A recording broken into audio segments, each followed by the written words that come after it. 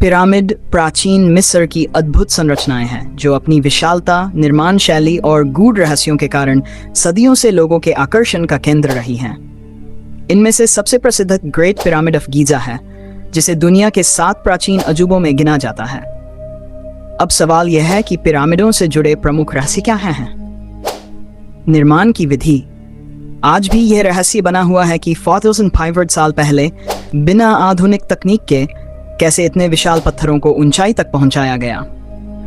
कई टन वजन वाले इन पत्थरों को इतनी सटीकता से कैसे रखा गया, यह सवाल वैज्ञानिकों और इतिहासकारों को उलझन में डालता है। खगोलीय संरेखण। पिरामिडों का खगोलीय महत्व भी चर्चा का विषय है। गीजा का पिरामिड चारों दिशाओं के साथ इतनी सटीकता से संरेखित है कि इसे सामान्य इत्तेफाक नहीं कहा जा सकता।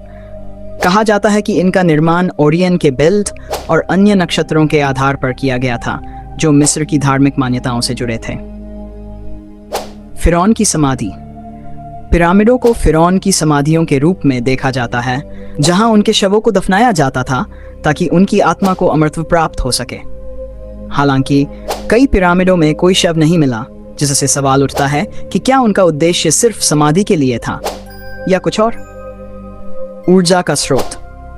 कुछ वैज्ञानिक मानते हैं कि पिरामिडों में सकारात्मक ऊर्जा का संग्रह होता है।